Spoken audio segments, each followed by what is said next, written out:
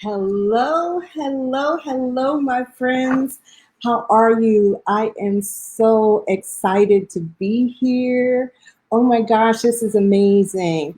I am Janice Parker O'Hara, and I am so excited to be a part of this Step into Your Power movement. Um, just a little bit of introduction for me. I am the mother of two amazing adult children, one son and one daughter who happens to be Jendai Stafford. You all got to hear from her yesterday. Isn't she amazing? I am so proud of her. Just so proud of the woman she has grown into, and just grateful to have been blessed to be her mom.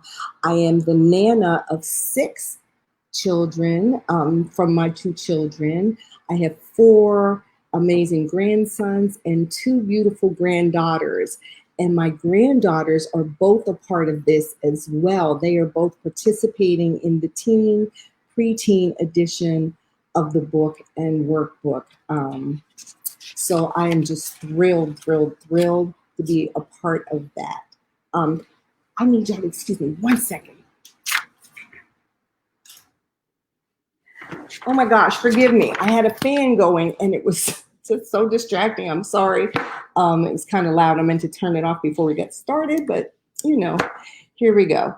I am a real estate broker. I am a associate broker for an independent firm that's headquartered in Fredericksburg, Virginia. I live in Central Virginia, kind of in the middle of nowhere, and I am an entrepreneur. So I have two businesses. One is In the Black Financial, which is a financial coaching business in which I help people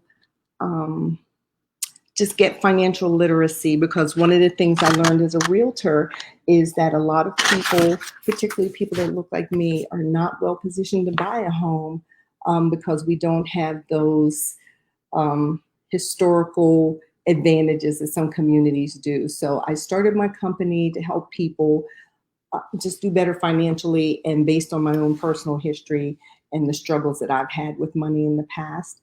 And I also am starting a market farm, very much in the beginning stages. But again, I live in the middle of nowhere in Central Virginia, and God has blessed me with all this land, and I just feel compelled to do something with it. So that's pretty much where I am. So I am really excited to have a chapter in this book. I'm working on a chapter in the collaborative book, so we can add author to my resume at this point, and I'm so excited about that. And this is amazing. I'm so grateful to Tiasha Janae for having the heart to spearhead this. Along with my co-authors, we've created a book that tells the authentic truth and the challenges of striving to be godly women in an ungodly world. So it's just, aside from my daughter, I only knew one of the other authors in advance, but just hearing the stories of these different women has absolutely blessed my heart. I can't wait to read the book. So I wanted to take a minute today and talk to you about what it means to me to step into power. So I kind of took the word power and made it an acronym that just kind of speaks to my philosophy and the way I think about things, and kind of talks about what I'm going to be writing about in the book. So I'm going to start with the letter P. And to me, P stands for positivity. There's just so much going on, particularly 2020. I mean, really? I've seen so many memes about 2020. It's just fascinating, but there's just a lot of information going on out there. And if you don't keep a positive mindset, it can really kind of get you down. Everything that's going on socially, the whole thing with police versus our community, the fact that this is an election year and what we're facing, if people don't get out and vote, and what the potential is for that. It's just kind of scary to think about. But if you remain positive and keep a positive outlook and just remember that God is in control. So no matter what it looks like going on around us, we just have to maintain a positive outlook and, lift each other up. And so that's one of the things we're going to do with this book. The second thing I want to talk about is the letter O. And to me, O stands for ownership. And that just means ownership of our lives, ownership of our decisions. We don't always make the best decisions all the time, but we can't be afraid to own what we've got, and be able to move on beyond that.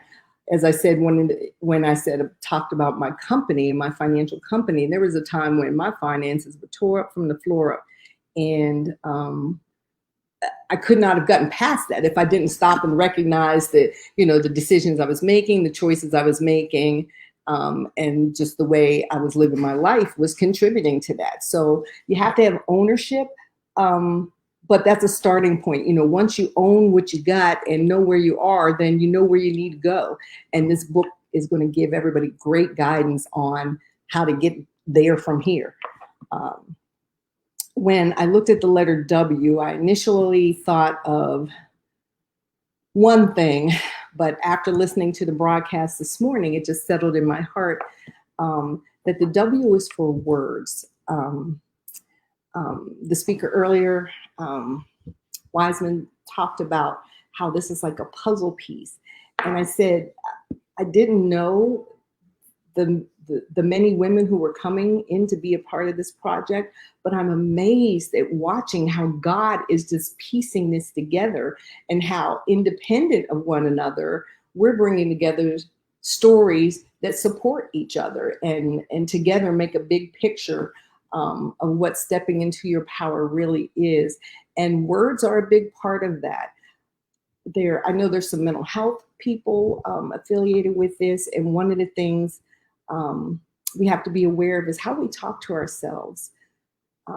Self-esteem issues, and particularly in this time of COVID, when people are isolated and, seeing Black people being victimized for no reason other than being Black, we really, really have to be kind to ourselves. We have to speak kindly to ourselves. We have to speak kindly to each other and support each other and engage each other. And words really do have power.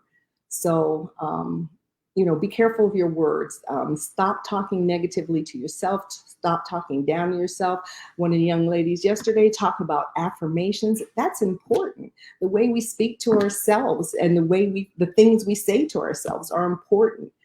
They're important for our mental health. They're important for our emotional health. And they're important when we're talking to each other, lifting each other up. And we just need to really, really be focused on that. And for me, the E stands for excitement. I know I'm trying to keep it kind of low key, but I'm so excited about this project because I just see the potential for deliverance in the people that this book is going to touch, the people that this book has brought together from all different walks of life, from all different backgrounds and stories and testimonies. Oh my gosh, the potential for the blessings is just, when I think about it, I'm at a loss for words. I really am excited. I'm excited to see what God is going to do with this, because it's just amazing. It's been a blessing to me already, just listening to the different stories and hearing the different speakers, and to know that we have a workbook to go with this that's going to bless people, and to know that we have young people involved in this. There's just nothing. How can you not be excited?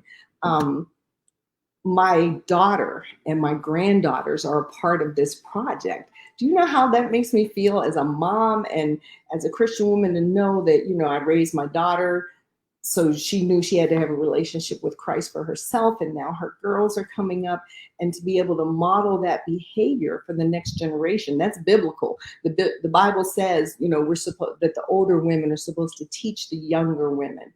So to see that this is happening already before we're even committed to print, oh my gosh, that is just too exciting. I can't stand it.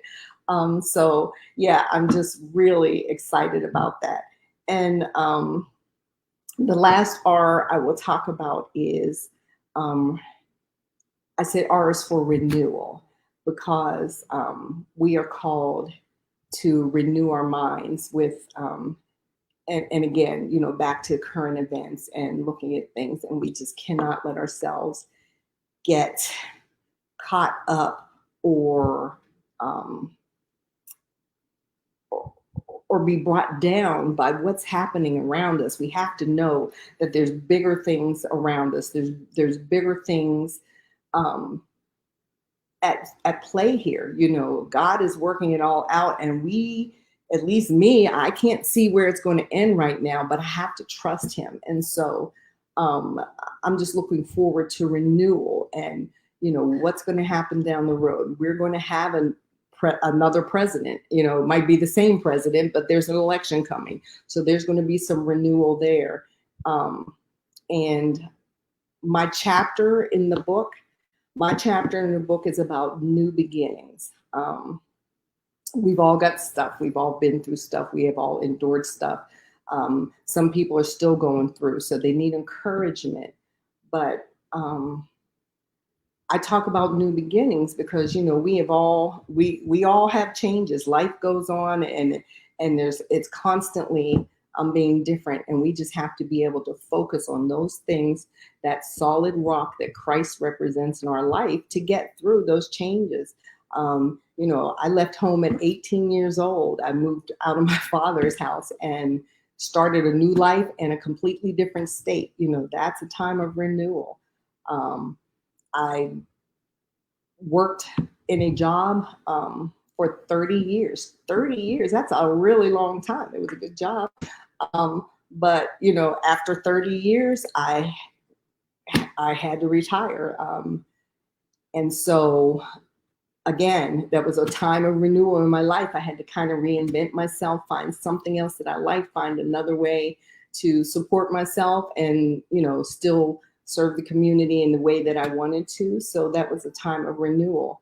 And I don't want to give away too much about my chapter, but I am currently in a period of renewal right now, in that starting my businesses has been a period of renewal for me, because my life changed when I lost my husband last year. So again, I am in a period of renewal. So I need love and support and kind words and encouragement,